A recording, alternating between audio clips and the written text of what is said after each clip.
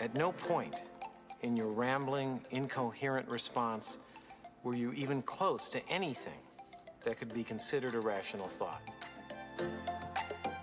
I'm doing everything I can. Now stop calling me Shirley. The center has to be at least 3 times bigger than this. All right, it's Sincerely Unqualified. If you're new with us, welcome. If not, thanks for coming back. Please like, rate, subscribe, do all that good stuff. Help us grow. Tell your friends. That would be huge. Massive. We're going to start like a new segment today. We're going to talk about This Week in Comedy, kind of not news, but just something going on, something that make sure everyone's aware of. And then, obviously, as the title shows, we're going to be talking one of the absolute classics in Wedding Crashers. Absolutely. I think it's a top tier film. I think it's one of the classic comedies of all time. We're going through Wedding Crashers. We're very, very excited. Can't wait to get into it. Yeah. We are doing The Nice Guys next week. Yeah. Fantastic movie, possibly overlooked. So if you haven't seen it, make sure to go out and watch it. It's on Hulu. Oh, yeah. So it's free. Perfect. Yeah. Well, kind of. On Hulu, both movies. We're going to have a great time talking about that movie. Hey, before any of that, though, we need to tell you guys all about Manscaped. So support for Sincerely Unqualified is brought to you by Manscaped, who's the best in men's below-the-waist grooming. Manscaped offers precision-engineered tools for your family jewels. They obsess over their technology developments to provide you the best tools for their grooming experience. Manscaped is trusted by over 2 million men worldwide. We have an exclusive offer for our listeners. It's 20% off plus free shipping with the code UNQUALIFIED at manscaped.com. Why don't you spell it out for him just quickly? Well, it is spelled out for you if you're looking at our channel. Yep. The last word. Just in case. All right. So Manscaped actually hooked us up with a couple of their products just to test them out. You know, they gave us a bunch of their tools and formulations from their Perfect Package 3.0 kit. So they gave us, number one, they gave us this cool shirt. They gave us their Lawnmower 3.0 right here. They gave us a few of their sprays. We got some Crop Reviver. We got some Crop Preserver right here. Yep. I gotta say, you know, since I made the switch to Manscaped, there's a noticeable difference. And I don't know about you, and I don't know about anything you were doing beforehand, but for me personally, going down there was like a scary affair. It was nerve-wracking. Well, I'll tell you what, Winnie. It was just like, you know, international waters down there. It was a lawless land. I didn't do anything. It was brutal, but Manscaped shaped me right up. I now have a fade going from, you know. Look, you can do whatever you want down there now because you're so much more comfortable. Like for me, whenever I would go down there, it's always like, how many cuts am I going to get? It's not if, it's when. And now with Manscaped, I feel so much more confident going into this. Like I can go down there, no problem, do what I need to do, get it done, no issues whatsoever. Where before, you know, I may need a couple bandages. I may come out of it with some scars. Yeah, it's fine, but we don't want that. This is something that guys don't really talk about, you know, especially on public forums a lot. You don't say, hey, this is actually an issue some people have. Well, pretty much every guy has it. Exactly. It gets a little sketchy, so it's not going to happen, though. You have an LED light. You have the skin-safe technology in that lawnmower. Also, they have some other stuff like the Crop Preserver. You spray that, have your balls feeling nice and light, and they smell great, honestly. Yeah. I mean, look, it's one of the best things that you could do for yourself, and I'm just going to advise you here. Do not use the same razor that you use on your face for your balls. Let's just put it out in the air. Let's just say it. It's disgusting. Let's not do that. Yeah, I think a lot of guys are like, you know, if there's time that passes, say I shave my balls with a razor like 3 days before I shave my face with a razor. It's like a statute of limitations that people are like, oh, no, that's just, you know, it's like a new razor. No, it is not. It is not. No. Make sure you're changing that razor. Make sure you're shaving your face with your regular razor. Yeah. Make sure you're shaving your balls with that Lawnmower 3.0. if you get the perfect package, it comes with everything. It comes in the shed, which is this cool bag, which I actually really like. I'm going to have it as a nice little travel case now. Comes with the shaver, comes with the crop preserver, comes with the crop reviver. Have your balls smelling fresh. You also get a nice t-shirt, some briefs. I'm wearing the briefs right now. They're fantastic. And you need to get it for 20% off. You got to use our code unqualified at manscaped.com. Your balls will thank you. Trim that junk of yours because you know it's been too long. You know it has. You know how long it's been. And I'm talking to you. You know how long it's been. It's not good. Vaccines are rolling out. We got to get back at it. You can't use quarantine as a response anymore. Nope. So get 20% off and free shipping with the code unqualified at manscaped.com. That's 20% off with free shipping at manscaped.com. Use code unqualified. Unlock your confidence and always use the right tools for the job with Manscaped. So, without further ado, we'll get into the episode. Actually, we're going to talk movie madness before we get into our first segment. So, movie madness, if you guys don't follow us on Instagram, we had this contest going on. We took a look at the last 32 movies that we reviewed. So it was every single movie that we reviewed so far. We said we're going to stack them up against each other. March Madness is coming out. We're getting ahead of the bracket game. By the time this podcast comes out, you might have already filled out a bracket. But what you did all week, if you voted with us, is tried to get your favorite movie through. And what it's looking like is a movie that I think, especially if you listen to the episode, Winnie and I have kind of disrespected this whole time. It's a crowd favorite. Yeah, it's up there. I don't know. Have we disrespected it? Like, do you think no, or do you think we haven't given it the credit that it deserves? Yes, I think that's how we disrespected it. I think that if you listen to it, we say how great of a movie it is, and we say all this great stuff about it. We don't give it the credit it deserves in terms of it being a crowd favorite. So if you've heard us talk about Step Brothers, it's probably a broken record at this point. It's just the fact of the matter is we grew up in a time where every single person just decided that they were going to quote Step Brothers, and they still do it to this day. So we can't actually enjoy it. But I am not surprised at all to see it win. And I mean, it went through a gauntlet. So first round, it went up against Talladega Nights, which I was like, wow, this is an extremely tough matchup. One of the toughest, I think. If not the toughest choices so far.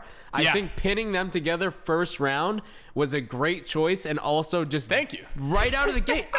Okay, you're welcome. I don't like giving you as much credit as I usually do, but it was nice. A good choice on your end, I gotta say. Yeah, that's the most you'll get from me. So enjoy it while it lasts. Yeah, take it in. When I was building out this 1 through 32, the top 10 came pretty easily. Obviously, because it won, Step Brothers probably should have been in that. That's on me. I probably should have given it the benefit of the doubt, even though I have my own leanings. So what I did was I kind of had like a middle section, I would say like 13 to 19 or something, where I actually looked at matchups and I said, all right, Step Brothers versus Talladega Nights, I'm interested to see here. Takes out Talladega Nights, moves on to my favorite comedy of all time and a lot of other people, Superbad. Takes out Superbad. Goes on. Handedly, too. Handedly, yeah, it wasn't even that close. Goes on to the other guys, which I think is one, if you like it, you really like it. Steamrolls it. Not even close. Goes up against Anchorman in the final four. Steamrolls that too. I will say that was a much easier choice than some of the earlier matchups. I mean, even in the different rounds, that we're kind of bringing it together, I think let's treat this a little like March Madness itself. Yeah. I think Anchorman had a little bit of an easier path getting there than Step Brothers did. So I think it's even more respectable that Step Brothers got to where it is. The schedule, Anchorman had to take out I Love You Man and Tropic Thunder. Yeah, they had that strategic placing. I think strength of schedule on Step Brothers' part is much better when we're looking at it. I would agree. So we had Forgetting Sarah Marshall. We'll call that out. We'll tell you who they beat. So I'm saying it like they're an actual team. So it was Harold Kumar Christmas, easy matchup.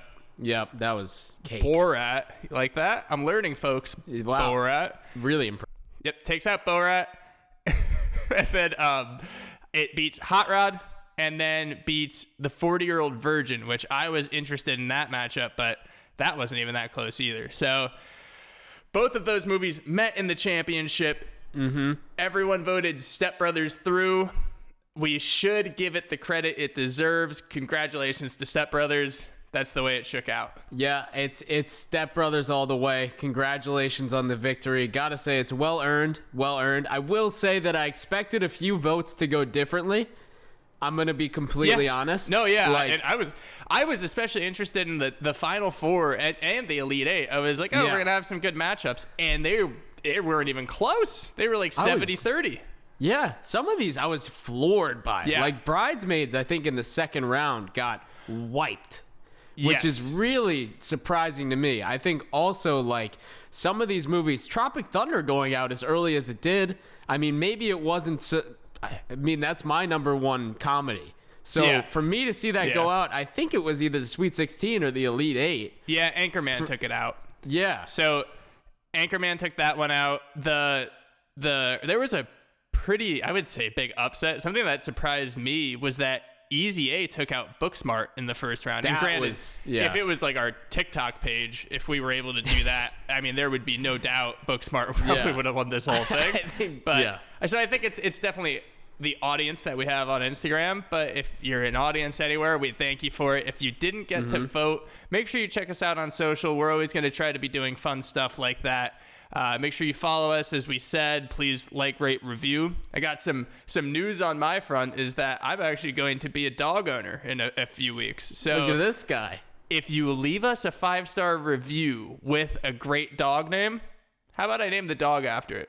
I'm actually being totally sarcastic when I say that, by the way. But leave us a 5-star review anyways. No. Yeah. I'm going to make sure that it happens. I'm going to make sure it happens. And no matter what the dog's name is, we'll say one thing. We'll Husky say Lab mix. no curses, no slurs. Other than that, free reign for this. I'm putting it out there because you never know with the internet. That was a good call. It's like that was a good call. Yeah, I think that's a rational call. You know, no curses, no slurs. Otherwise, come here, Myros Leonard. None of that.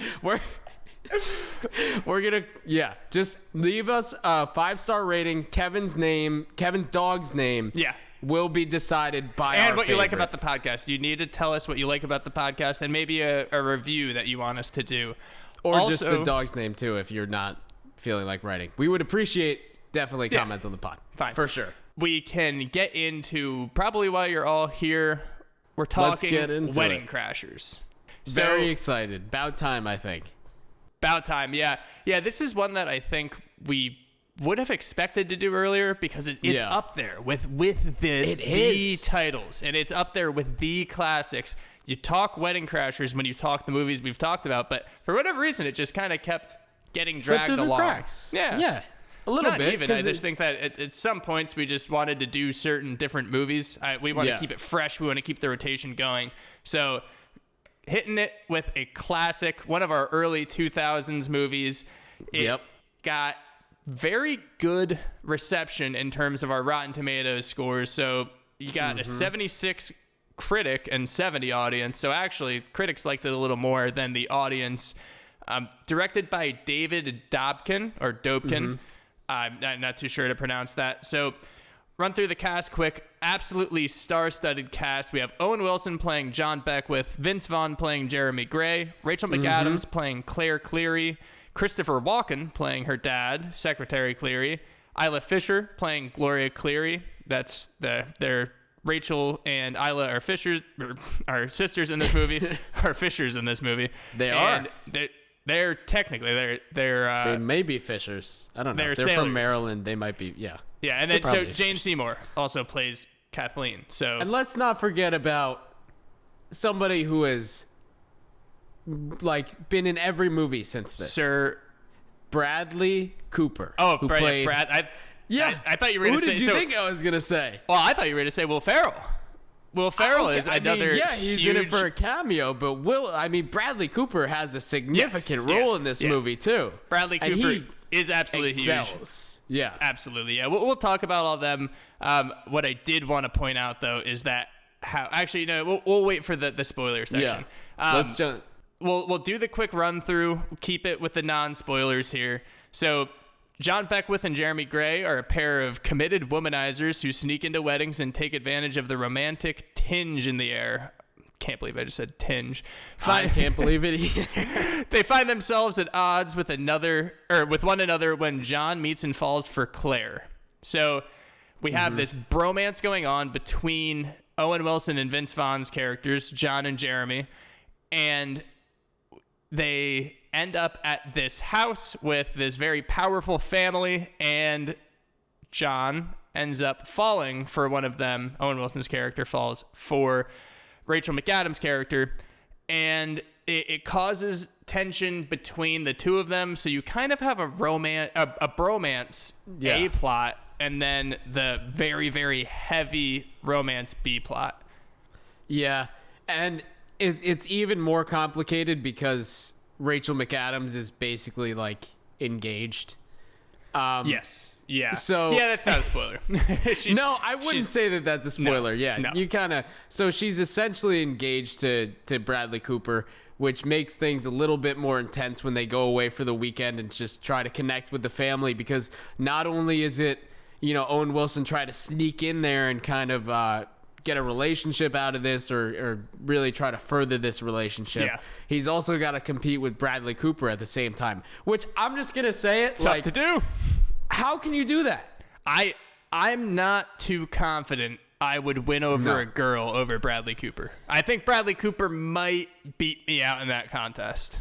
I'm going to go 10 times out of 10 that's 11 times going out of 10, to happen. if that's I was possible, going to yeah. say that, but I didn't want to go too overboard on it. But yeah, I think probably obviously 11 it's times Bradley out of 10. Cooper. Yeah. I would have sex with Bradley Cooper. The dude was in the stamp it, lock it down. He said, if you happen to want to, how are you going to turn down Bradley Cooper? I think we can all agree that he is a beautiful man. Yes. Yes. And we can say that with no hesitancy. I like Owen Wilson a lot. A lot of charm. But I'm taking Bradley Cooper. Owen Wilson is unique. Bradley Cooper is just Bradley Cooper. Yeah. Yeah. You can't- Bradley stand. Well, we're everyone in this movie, I think we stand. But exactly. So, yeah. Especially walking. Yeah. You want to give me a Walkland? No, I was going to ask you to do it, and I don't think I can do it. So we had to hide it. And the only place... Were you doing the act? He couldn't get his greasy palms on it. He put it in his ass. That's what I was going to do, too. I started doing the ass line. That's also a great movie. I was hoping you weren't going to go there so I could do it, and then you just started ripping the ass line. I'll just do it. I'm Christopher Walken. There's no other place he could put it, so it had to go in my ass. But yeah, so we have him, and we have one of the more true to form rom-coms. I mean, this is a rom-com in every sense of the word. In my opinion, it gets a little corny, and I think that's okay for what it is, because I think that when you look back on this movie, especially as one of the great comedies, not rom-coms, as comedies of all time, you have to go in expecting it. And I think that when I looked back on this movie, I thought of the lines, I thought of the acting performances, and I thought of just the general story. I thought of it's a fun story. So I think I was a little taken back at some of the corniness in it when I rewatched it. See, I wasn't too caught off guard by that. I think I kind of embraced it in the rewatch. I was almost like, I'm taking this movie for what it is, and it's funny enough where I'm willing to ignore that, and I'm willing to put the corniness to the side. Exactly. Yeah. And I also appreciate that they went and they took a chance and they went with a rated R comedy rom-com. Because it's not really often, especially at the time, that you were getting these rated R rom-coms. You were typically getting the PG-13s where it's kind of run-of-the-mill. You have leading man, leading woman going through the motions, a little bit different setting. But this took a chance, and it was like, we're going to have two buddies. It's rated R. We're going to have them go through the rom-com, but it's also going to be hilarious. Yeah, I think that what I think this movie honestly would have sucked if it was PG-13 and it wasn't as raunchy as agree. it was. And I think you're right though that it earns the laugh. So I should point out when I watch rom-coms, I actually am. I'll say that's corny, but then I'll enjoy it. You know, I watch them and I embrace it. I like that stuff. I don't know. I like that kind of stuff. Look, I just think say you don't, but it's hard to say that you don't. Actually, I almost wish I could say that I don't. I absolutely do. No, I'm saying like for people, like it's very easy to say like, oh, rom-coms, and then you turn one on and you're captivated. Like, it's like that's why they work. There's a formula. There's an archetype of a story. Like that's why most movies have romance plots, because even if you don't consider yourself a romantic person, it's very interesting in a story. So it's easy to fall into. Yeah, I just, for whatever reason, I remember this a little differently, I would say. I remember it less rom-com-ish, which I believe is actually a really good thing. And I really absolutely did enjoy this movie. I remembered it less of a rom-com too, and I like that you said that, because I remembered it more as a straight comedy. Yep, and when I rewatched it, I still think it deserves that straight comedy ranking. Like, I still think that we can put it in the category as a straight comedy while still considering it a rom-com, because I think more often than not in this movie it highlights the funny aspects versus, like, obviously there's the romance, but in a lot of comedy movies there's the romance. So I think we can separate it easily from like rom-com that's hilarious or comedy movie that's, you know, based around weddings and love and stuff. Right. And I think that we've obviously pointed this out before. I think we say com-roms. Like, some put the comedy before the romance, some don't. I think that this weaves it in a lot. And it also obviously weaves the bromance in, and something that I thought was really interesting was the director, Dobkin or Dobkin. He was talking about like, even when he directs comedies, when he directs all these stories in comedies, he said he needs an emotional anchor. And he even pointed out in this article, he says, I'm not nearly on the level of Judd Apatow, but you look for that thing that people are going to follow. And in the movie, that's what they're following. It's a love story. There's Owen and Rachel, and there's Vince and Owen. So it's obviously derived from our guy, Judd Apatow. And I think that maybe it's just a little more heavy than Judd does certain things. Or it's you know what I would actually say, and this isn't an indictment on it, because again, I love this movie. It might sound like I don't. I'm just kind of trying to pick some points. I do love this movie. I think it's just a little less nuanced. I think it's a little more in your face, and that's fine. That's just, definitely, you have to know it. I don't remember it. They chose to go that way stylistically, and I agree with what they did here. I think that there's no wrong way to go about it, and I agree that it's way less nuanced than a Judd movie, because as we've seen, like, Judd is Judd. And when you have those kind of movies, you are expecting a certain realism in them. Right. I mean, they're comedies, but you're also expecting that real life aspect to come and hit you in the face. Where these different movies, you know, the comedies at the time, it's not like all of them were that style. So I appreciate, like, we love Judd, but I love seeing different styles of comedies. And I love seeing like this style where it's not so nuanced, but there's also different aspect that maybe Judd wouldn't have done. Where, like, I mean, we'll talk about it when we go through, but there's certain scenes that just I die every time. Oh, absolutely. Yeah. This is a very line-heavy movie to me. Some of the lines are just hilarious. I could not pick two. I'm gonna have to say some more. It's very character-driven. Obviously, the acting's fantastic. Something that I will say, just as generally about the whole movie, that I thought was an interesting choice was I get why they picked I think it was the Secretary of State, just this huge, powerful, I guess, boat-loving family. You know what I mean? Like, they're super rich. They're like socialites. It's funny because I was thinking about it. They make it relatable, and they make them not too far out there, because I feel like that type of person is like one of the least relatable types of people types of families. Like, they're like going out on their sailboat after they had this ridiculous wedding. I'm like, these people on average honestly are probably assholes. Yeah, but then you see, I love how you get the insight into their life. Like, I love how it works the show. Like, no matter who you are, you're still a normal. You're a human. Everyone you're gonna has have problems. weird ass family members. Yeah. Everybody's the same when it comes down to it. Like, you can't stray away from your family. You can't stray away from this or that. Everybody's a human. No matter how much money you have, you can still be weird as hell. Yeah, no doubt about that. And they are. Do you want to step into some spoilers? We want to get in this walkthrough? Let's jump into it. All right. Basically, the first act starts out, and there's this huge montage. Yeah, this montage is absolutely fantastic. They're going through and they're crashing weddings. It essentially shows the whole reason that these characters are what they are, right? Like, yeah, it shows everything that it would make a boring movie if that's what it was about, but it's so important that we see that, and it starts it out in a pretty fun way.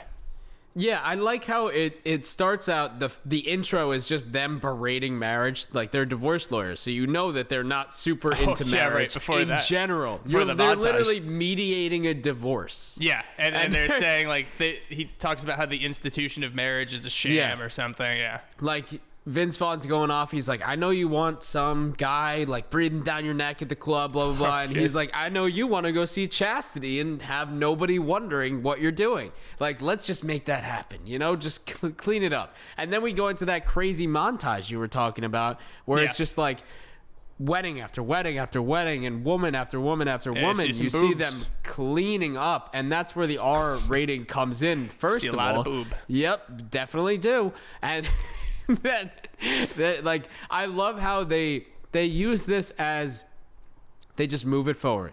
They're like, oh, wedding crashers, here's all of it. Here's the wedding crasher.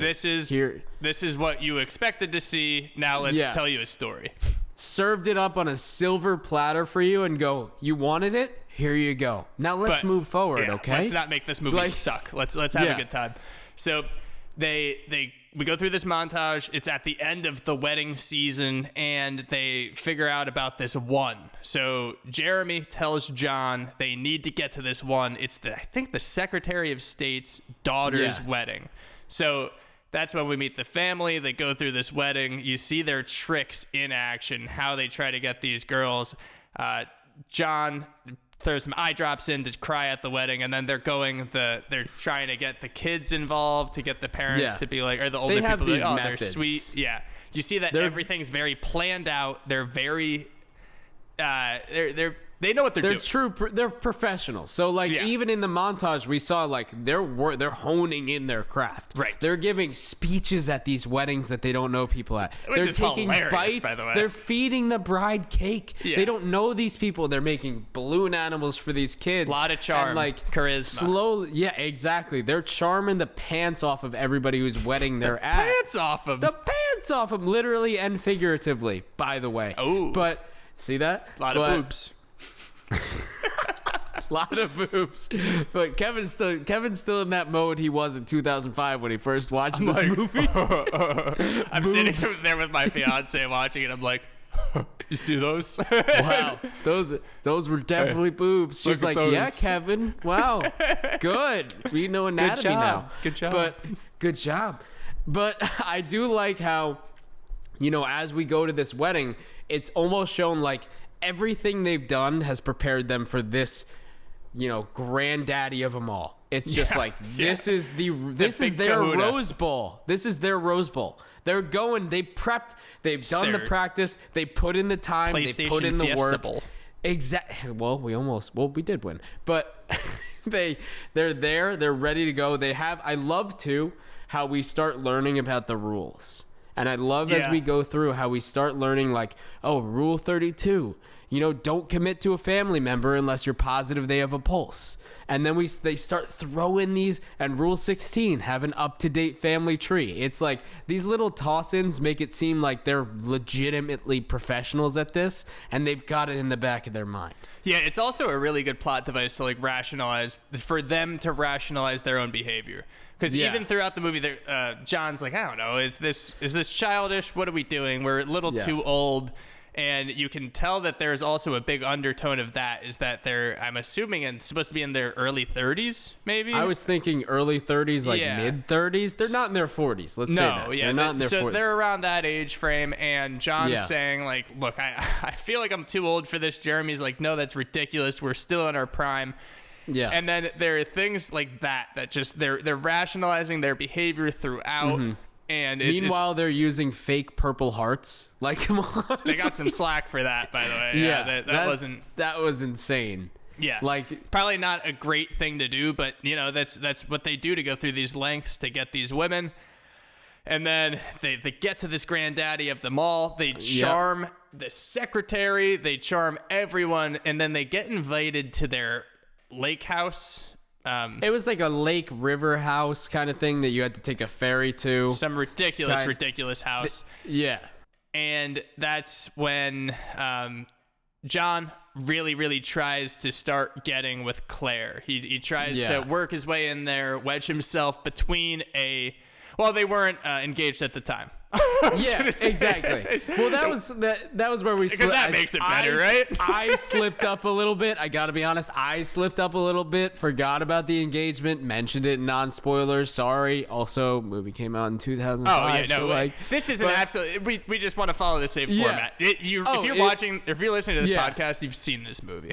No, exactly. And then, so basically what I love and how they got to this house is like, the prep packet that they had for the secretary was absurd. Like he's quoting Pandorian monetary policies to this guy, smoking a cigar with him, and that's when Claire comes up and was like, "Oh, hey, you found each other," and he's like, "Oh, fun's over." Like it seemed like they had known each other for so long, and I love that Vince Vaughn gets with Isla Fisher at that wedding.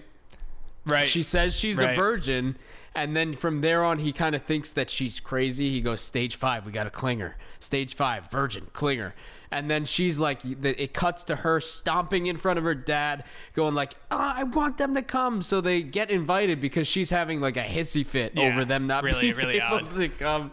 Just an oddball. But that house, okay, you're introduced to like that lavish lifestyle where they change out of the tuxes. And the number one thing they go right into is the football game. And they put on 1970s golf sweaters. Yeah, like the preppiest stuff. That's what I'm saying. That this movie does a good job about making it seem like actually somewhat relatable, but that is one of the least I don't even care who you are. If you're not in that exact, I guess, part of the country and social status, you don't understand that. And like I don't think anyone's like, "Oh, that looks that cool." Maybe some do. But yeah, they get to this football game, and Bradley Cooper starts tossing some people around. Well, tossing Vince Vaughn around. This is where you learn he's a psycho. He's a psychopath because it's like, oh yeah, we're just gonna play some two-hand touch. It's classic. It's the Cleary game, and then you go into it. Nope, not doing it again. Nope, I think that was an ambiguous character we hadn't met yet. Was that someone from Brooklyn that you buy bagels from? Like, who is that? You just said bagels, so we're going to move on from pronunciation of anything. Bagels. Okay? Okay? But I love that Homage. It's like, it's too... Foil.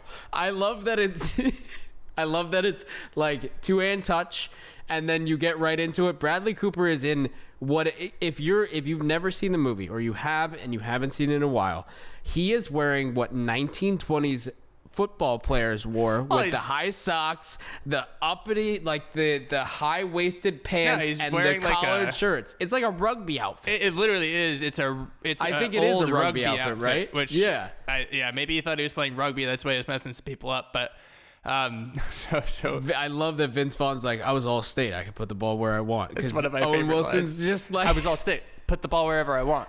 Yeah. He's this 6'5" dude. Owen Wilson's like, just throw an interception to her so she comes. I'm gonna stop soon. But wow. Wow. This guy had to be thrown in somewhere. This football scene is probably the funniest scene in the whole movie. Yeah. I think maybe it'll come up later, but this is such an important scene. And then from there, we have... Daiquiri break. Yeah. Jeremy, Vince Vaughn's character, is hurt. And... All the time. All the time because of Sack. Yeah. Which is... Sack call him Sack. Lodge. His name is Yeah. Sack Lodge, which is the You know what most helps your ridiculous Sack name. Lodge? You know what you could use to help your Sack Lodge? What? Manscaped. But I didn't even get the reference, but yeah, use Manscaped. Yeah. Code unqualified, 20% off free shipping. absolutely. But we we love that this is the moment where you really see Owen Wilson and Rachel McAdams kind of coming together, because you learn, like, even if it's a lighthearted game, Bradley Cooper does not pay 1 ounce of attention to Rachel McAdams at all. Meanwhile, he's completely ignoring that Owen Wilson and Rachel McAdams are like flirting with each other the whole time. At Like, least they're on the same wavelength. Like Exactly. They're on the They're- same wavelength, and her and Bradley are on completely opposite wavelengths. He's like, I don't know what got into me. It's a little bit of alpha in me. But after that, I mean, everybody's icing up. Everyone's going inside, kind of getting ready for dinner. We're seeing the inner workings of the house a little bit. You see how absurd the house is, first of all. And they have a full staff. Yeah. That's just, again, very unrelatable. We have Gloria, who's Isla Fisher's character, coming on to Vince Vaughn very strong. We're still to believe that she just had her virginity taken and she's just going crazy. They're at dinner, and the grandma starts bringing up how the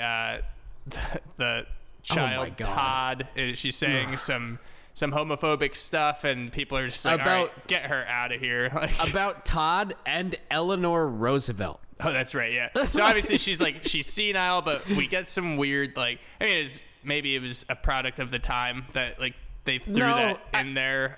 I think that. Well, okay. Well, the comedy. I thought you meant like the grandma acting like that. I was like, that's a little bit much, actually. Yeah, I think. Yeah. No, I'm saying it's a product of the time that it even was kind of like involved in that we had the grandma doing that. But I mean, I guess it sets up to then her trying to shoot them at the end. We'll get there. Such a dysfunctional family, though. We learn how absurd every single one of them is. Like, we have the OTPHJ going on to completion, by the way, which while is they're trying just to a remarkable feat. Insane. While they're asking about what venture capital things they've been doing recently, and they have to come up with the homeless people selling thread to other homeless people who make shirts. Yeah. So while all that's going on, you have like the grandma going crazy, the mom getting belligerently drunk and just doing nothing, Todd sitting there being super antisocial, the 2 daughters, like one of them's, I mean, doing the OTPHJ, the other one, Rachel McAdams, is just sitting there flirting with Owen Wilson. So like there's no connections whatsoever other than Isla Fisher's hand and Vince Vaughn and Rachel McAdams and Owen Wilson at this table. Right. So they're still charming. Well, I mean, Owen Wilson is still charming. Vince Vaughn isn't really liking what's going on. It's just confused. Like, Very why confused. now? So Owen Wilson keeps trying to work his way into getting some alone time with Claire. So John and Claire end up. He tries to put eye drops in Sack's wine. Ends up getting really sick, so she has to take care of him. That plan falls through, but then they end up spending time together on the beach, and they end up kissing. So then they go back, and I think the same night is when Sack announces that they're getting married. Doesn't even ask her, just says like, hey, we're doing this, which is, hey, if that happened to you, unless you were like, you guys knew you were getting married and it's a lot of fun and you're happy, probably don't do that. No. Okay, this is the same thing that we saw in Coming to America, where, you know, he just asked the dad instead of going to the girl. What's with this trend? It's really weird. Well, I don't even think he asked the dad. I think he literally was just like, yep, we're getting married. Like, he did. He just stood up and goes, yeah, we're getting married. Yeah, and I don't know why this is a thing now in 2 movies, but actual advice, not to wake people up that are sleepwalking. Yep. Don't do that. Just don't. Probably don't do that. Yeah, I would say ask first. Yeah. Ask the woman you're dating or whoever you're dating. Whoever your partner is. Why don't you ask Whoever them? your partner may Ask be. them if they're cool with it. Just ask if they want to get married. You know, I think that's a pretty big decision you might want to ask about first. Maybe. Yeah. A little bit. Also, Kitty Cat. Can we just touch on Kitty Cat for 1 second? Yeah, absolutely. Can we just touch on it? when they're trying to get alone time, Owen Wilson goes upstairs, changes shoes. The mom comes in, Miss Cleary, and just like full on, just full frontal, just goes, "You like him?" And like basically says, "Just grab him." And then Owen Wilson's like, "Fine," grabs him, and he's like, "Oh, are these real?" And she's basically like, "Pervert," and walks out. Yeah. She's like, "Call me kitty cat," and he's like, "Miss Cleary." She's like, "Kitty cat." It was just a really odd scene. It's really odd. So yeah, we have these very forward and powerful, like the women in this movie. I think that's a purposefully placed thing, is that the wife of the secretary is very forward with Owen Wilson, and then obviously Isla Fisher's character is very forward with Jeremy. Oh, the tie-up scene that happened that night too? She ties him up, and then later Todd comes in, gives him a painting of him in like nothing except a leaf. I call it victory. Everyone in this family is just super forward for no reason. Yeah. Just knocking on everyone's. I call it celebration. It's sexual and violent. It's not even knocking, just showing up on top of the other person. Yeah. Just weird all around. Weird vibes from this family. So, and then the Owen Wilson I'm using names. Jeremy and John are both pretty down. Okay. So John is upset because his girl that he went there for is engaged now. And Jeremy is getting, he's literally basically getting sexually assaulted. And he got shot. And Todd. And shot. Yeah. And shot, beat up. And Todd. And Todd. Raped him, and definitely probably. Todd. Yeah. And so Jeremy tries to level with Gloria, tell her that she needs to break up. And then we get this really funny scene where, so this pastor I don't know if he's a family member or if they just have him around just I don't know. like he's on retainer like a lawyer. He starts talking to him about him and Gloria, and he's like talking about how crazy it is, about how it turns him on, how crazy she is. Oh yeah, because she's not a virgin. Yeah. So she was like, "I thought that's what guys wanted to hear," and he's so freaked out. He just breaks out the whiskey with the father, basically sits him down. Dude doesn't say a word, pours him a full glass.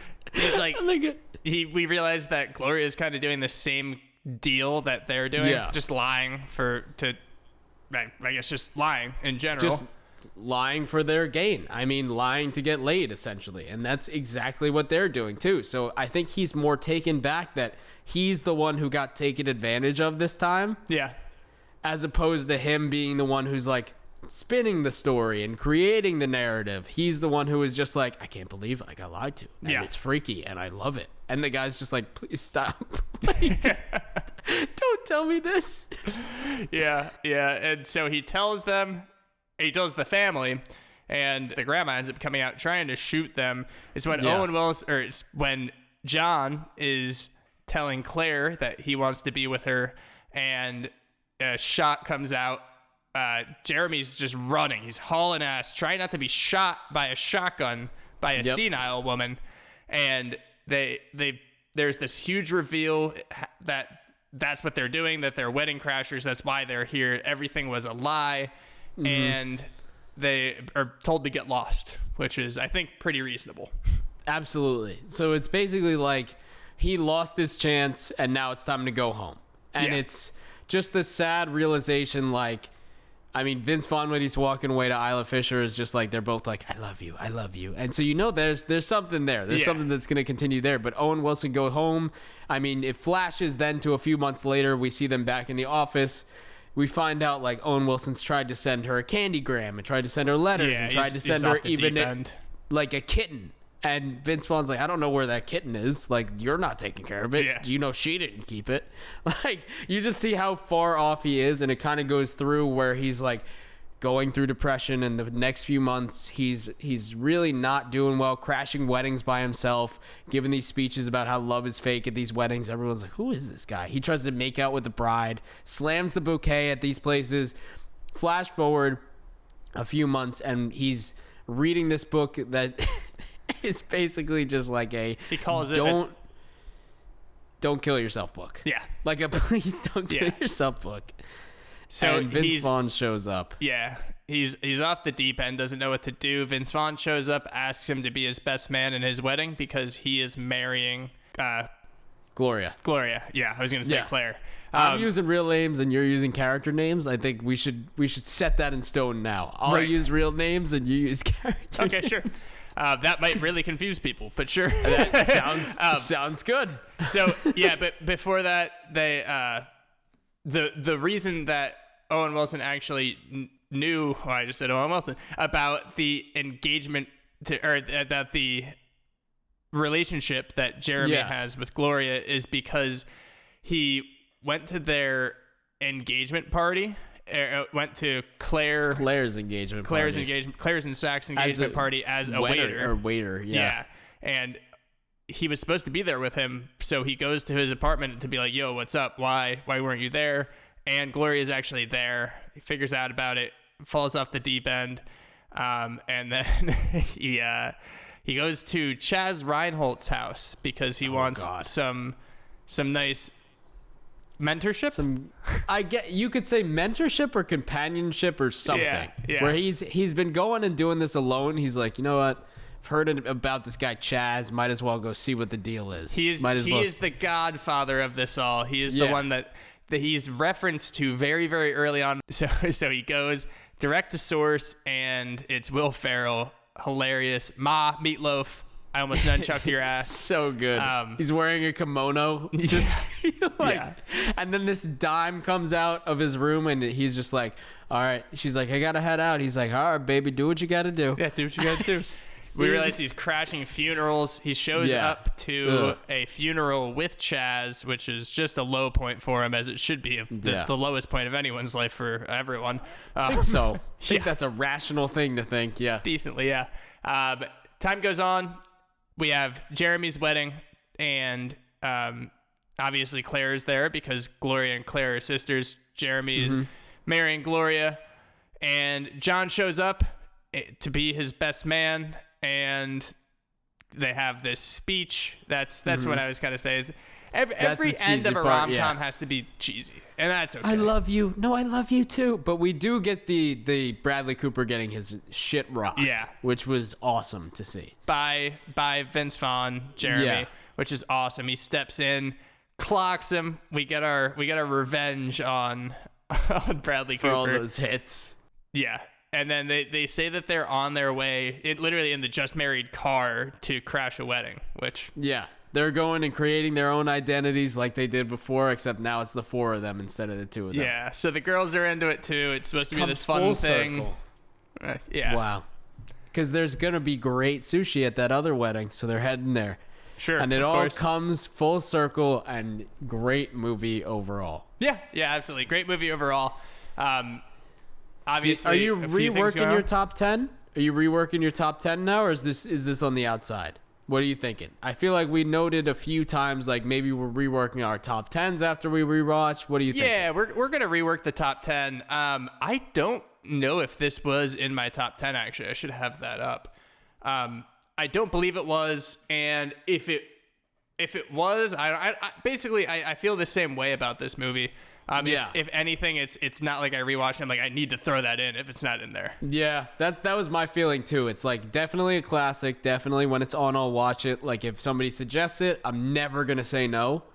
But I don't know if I'm jumping at the chance to throw it in my top 10. Maybe 9 or 10. Like maybe it'll serve as a replacement at 9 or 10. Yeah. Because there's a lot of floating pieces. Like there's a lot of bubble movies that I could throw at 9 or 10. Right, yeah. So I think that this is definitely in the running for that. I don't know if I'm jumping right now and putting in a decision like we're going to throw that in the top 10. No definitive statement made. Yeah. But it's a fantastic movie. We enjoyed it. We enjoyed watching it.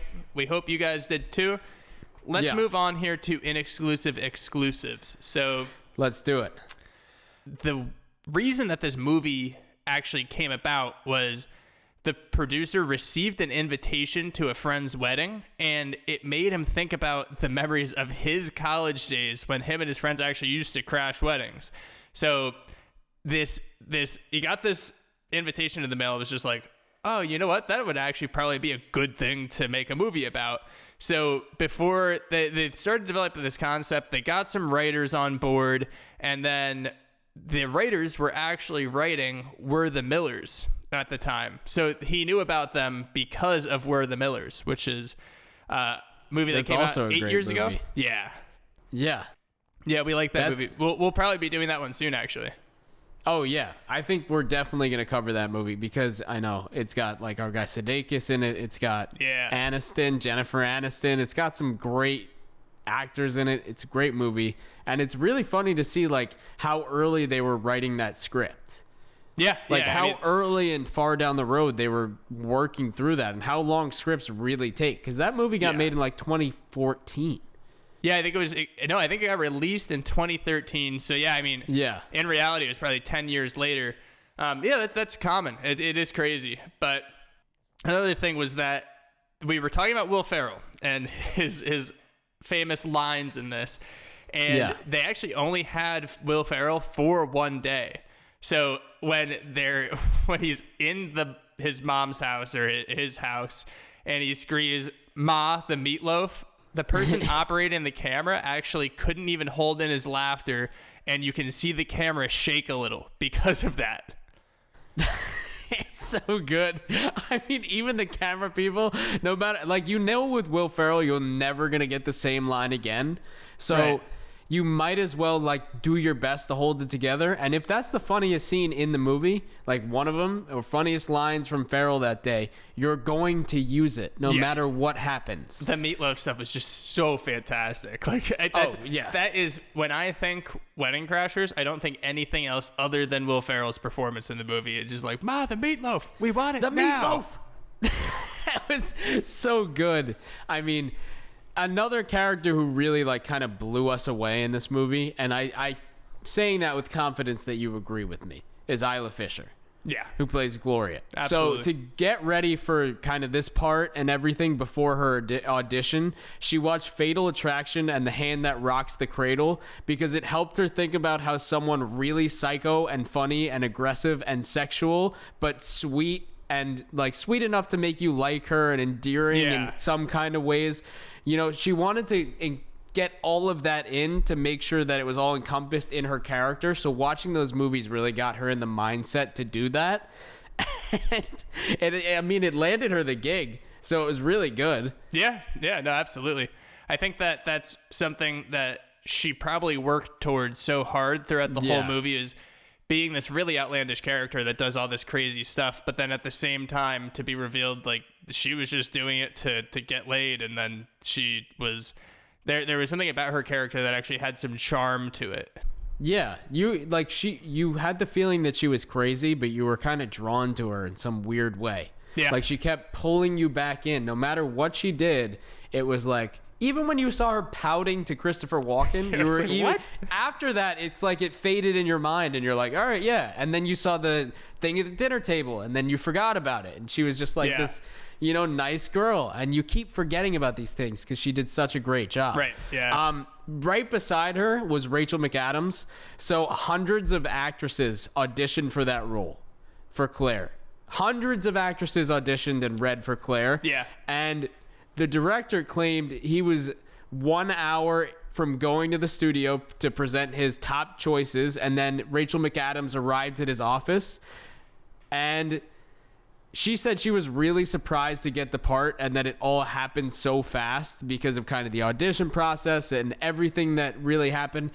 Just keep in mind, she came right off of the Notebook. She came right from the Notebook. Yeah. So pretty big movie. That's pretty big movie, I would say. To this day, to come from that to an instant comedy classic it's a pretty good resume, I'd say.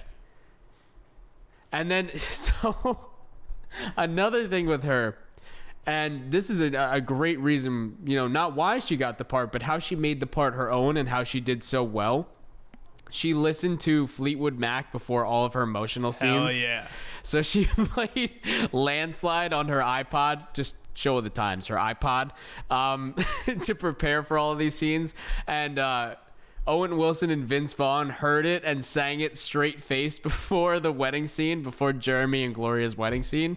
And she said that it totally took her out of the whole scene and everything like that, because I can't imagine Owen Wilson and Vince Vaughn before I'm about to be an emotional, just singing Lance, just like this. Brought me down, like deadpan staring. So that was really so what Baba Boy. Off another character, a huge formative role. So we kept talking about Bradley Cooper and how we know of Bradley Cooper as this huge actor, but actually beforehand he was playing a lot of nice guys. So people actually say it changed his career, and even he does. He says that he's playing a lot of nice guys, and then you can take a look at this movie and say like, oh, that guy's an asshole. So it shows his range. And the director actually said that he stands firmly to believe that you never hire someone in the room at the audition. You have to watch the tape. You have to go through this process of thinking. But he actually hired Bradley Cooper right on the spot. He said he's the only one. He did the audition and was just like, dude, you're awesome. You got the part. Like, this is for you. And it's so funny because it's not like he played this character before. He just gave that convincing of an audition, which is remarkable. Yeah. I mean, it just goes to show why he's had the career he has. Yeah. And whether this was a massive turning point in it or not, that's up for debate. But it just shows the kind of talent that he is for, even Rachel McAdams went through this auditioning process of hundreds of people reading for the role, and it came down to 2 people. And then Bradley Cooper comes in, and they're like, you got it. That's it. Yep. That you're perfect. You That's incredible. Yeah. Insane.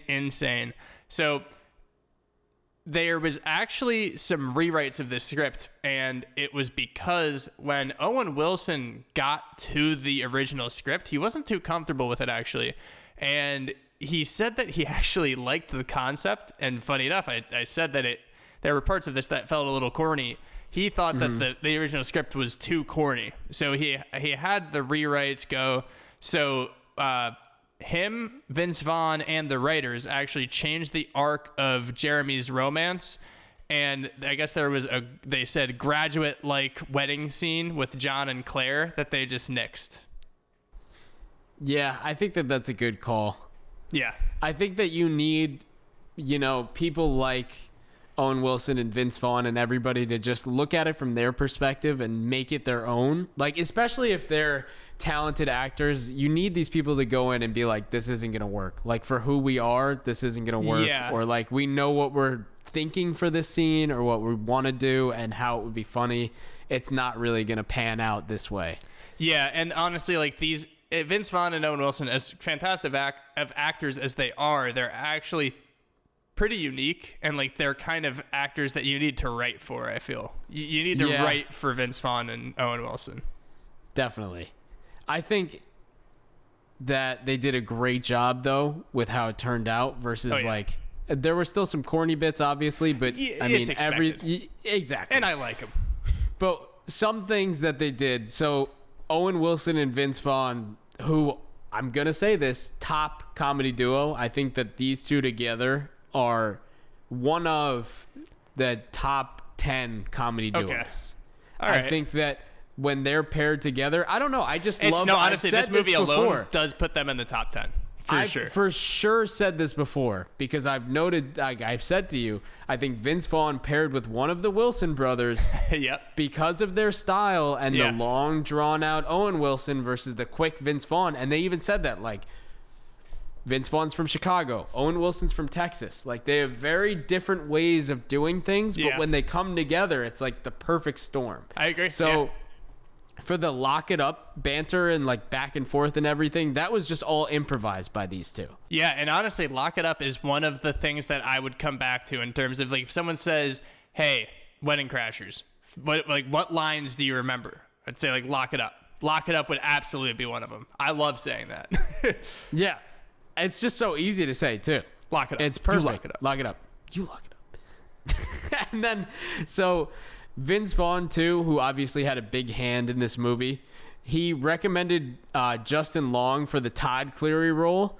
When Justin Long auditioned, he played the role with the influence from Buffalo Bill from Silence of the Lambs. So Long was initially thought he was cast for the role, which is kind of awkward because Keir O'Donnell was actually hired.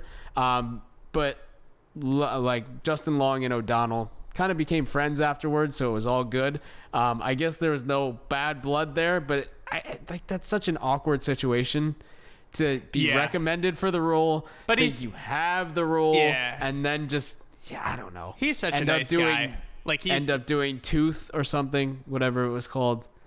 Yeah, no, I mean obviously Vince Vaughn and Justin Long, Dodgeball. I mean that's really have that rapport. But Justin Long, if you guys have ever watched any of his like podcast stuff or anything, he is a really, really nice guy. So it's kind of like wholesome knowing that he's like thought he got the part and he didn't. I bet he would just be like, oh man, like I love that guy.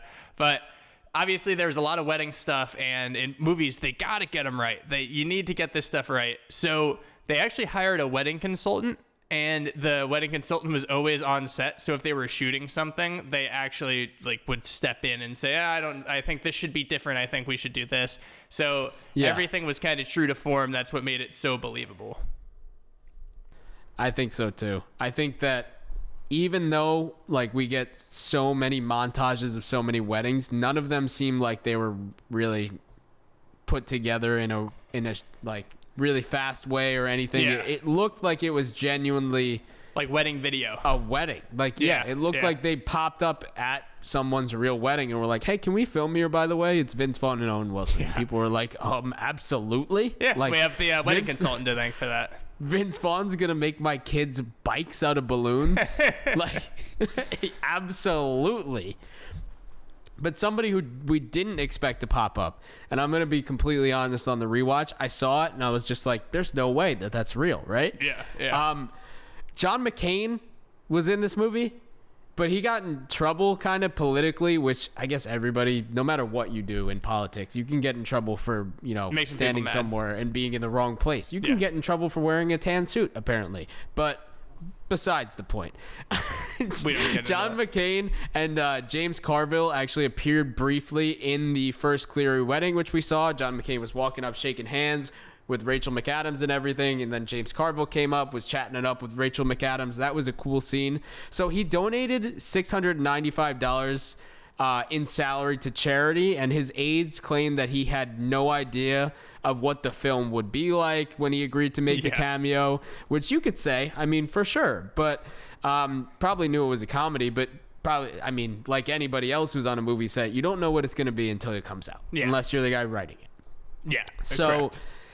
He also was really awarded a Purple Heart. And something we mentioned before was there was the controversy of them using the Purple Hearts to get the free drinks.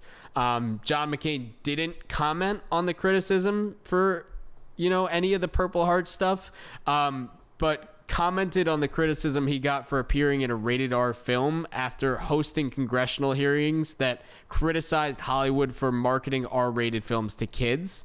So he said, in Washington, I work with boobs every day, which is actually kind of funny. Yeah, it's actually he said that on the Tonight Show with Jay Leno. Yeah. Oh, that was well rehearsed. But I feel like John McCain had the wherewithal when he was even going through the election and everything. He was witty. He was smart. He was a well-spoken guy. I feel like that might have been off the cuff, but if it wasn't, somebody in the background. Look, I don't know. I want to give the guy credit. I know what you're saying.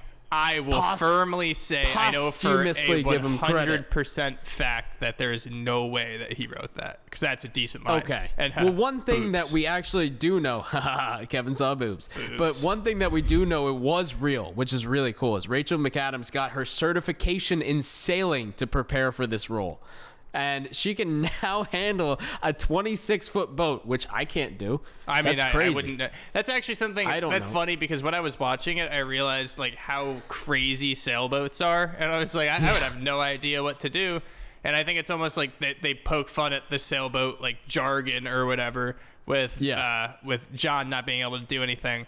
And I guess she got her license or certification or whatever just for like 20 seconds of screen time, but we're happy because of it. I mean, it's cool, and like for somebody who can't tell you starboard from bow from anything, the fact that I know all of those is crazy to me. Name. Yeah. So that's awesome. On the side of casting, we didn't mention this earlier, but we should mention this because we were doing our fantastic impressions when we were talking about Christopher Walken. Do you want to give us a taste? And should I do this whole fact in Christopher Walken's voice? Please don't. I think I won't. my ass. My ass is so they actually they were looking at who to cast. They were like, oh, we could do Burt Reynolds, we could do all this, we could go different ways with it, but they ultimately decided on Christopher Walken because he just has this presence, he has this voice, he has something that's just intimidating and endearing at the same time. So that's why they ultimately decided to pick him. And then we also... He was just great. Yeah. Off the jump, we mentioned the montage scene. So that montage scene actually took a while to make. I think it took 2 weeks it took to shoot. And they just... the director had this vision, and there was just this running thing that the studio was like, wait, you're still doing this? And he was like, yes, no, trust me, we need this. And like we said, it was basically a palate cleanser of just what we needed. We got it out of the way. Like day 4, the studio's like, are you still doing this? And he's like, yeah, just trust me. Yeah. I have a vision. It's needed. And I gotta be honest, it was needed. It was definitely needed. Yeah, it was good. Got everything out of the way. You see Wedding Crashers, I said this before, you want crashing of the weddings, and we got all of it. We were satisfied by the 5-minute mark. And again, the story would have sucked if it was actually about, like, if that whole montage was the movie would have sucked so bad. Would have been like, oh, we're going to this wedding at 6, and then what are we going to see them dressing up in suits and getting ready and being like, we're going to crash this wedding now. Like, okay, we get it. That happened. Let's move on. So Winnie and I were tossing around this idea of doing the segment This Week in Comedy, basically talking about some current events, have you guys all up to speed. And we weren't even sure because obviously things have been shut down. Some stuff's not going on. It's kind of like, oh, this person podcasted with this person. And we don't think that'd be that interesting. Like that pops up on your feed if you follow them either way. Right. It's like, okay. Right. So something that might have popped up on your feed unless you unfollowed him was Chris Delia. So we're not going to speak directly on, any accusations or anything he did. We are going to unashamedly sidestep that and not make a statement at all.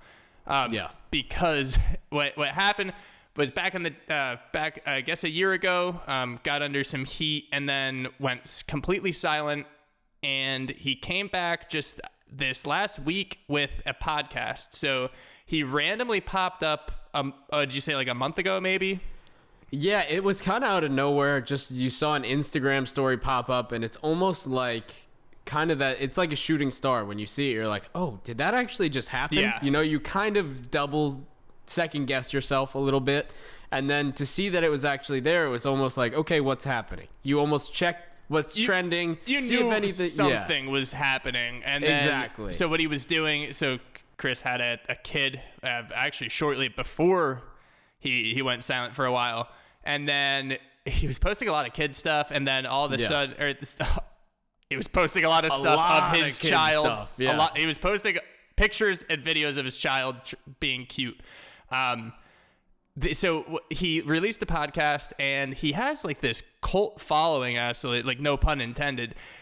He was on top of his game when everything happened with him, and he came back, and the only thing I want to talk about is the fact that every single comment I've seen, or every single time that someone says anything about it on his page specifically, it's overwhelmingly positive, which I am shocked about.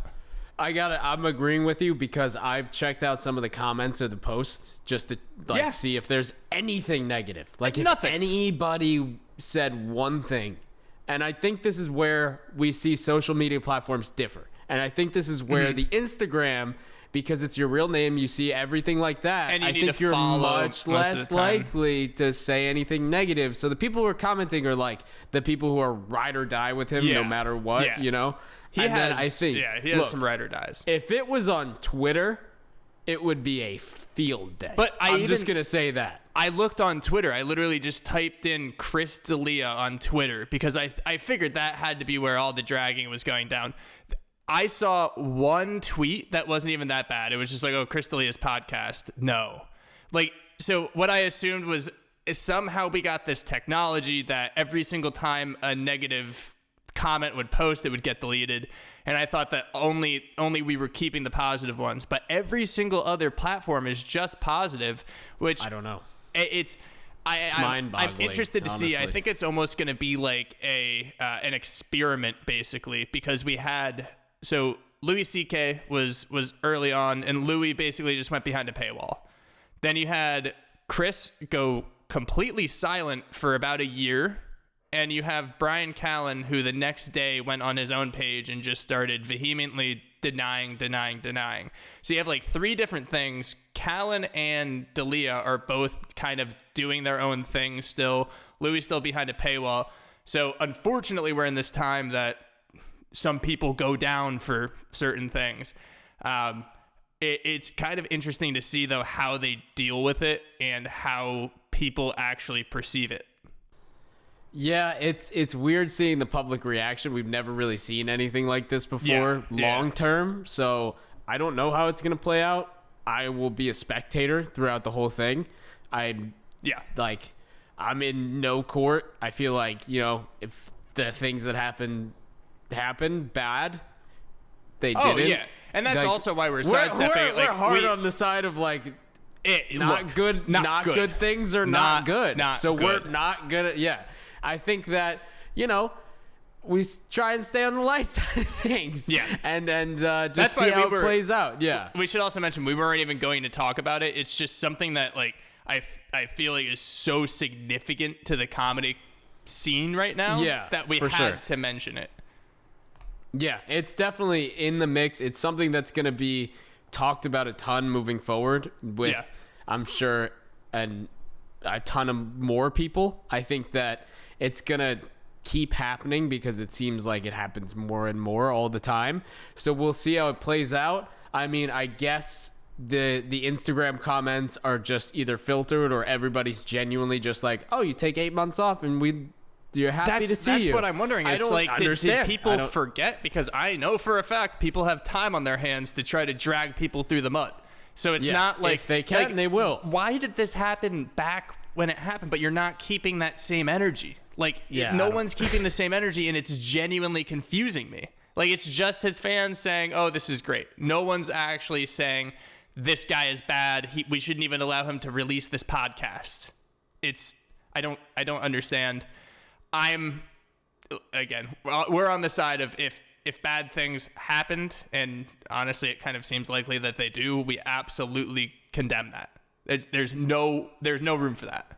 But yeah, we have no head for that. No, we're not in it. Yeah, no, it's just an extremely significant thing that seems to be happening right now. Absolutely. Yeah, and then there's some new movies that popped up too. Yeah, Amy Poehler had a movie that I didn't know about. Yeah, I think this one really went under the radar. It didn't seem like, especially Netflix, they didn't promote this too much, I don't think. And I would especially think that they would have, because it's an Amy Poehler produced movie. It seems like a big deal I believe it's a coming of age kind of feminist leaning movie. And it's called Moxie. It's on Netflix, if you're wondering. You can look it up on Netflix if you have a subscription.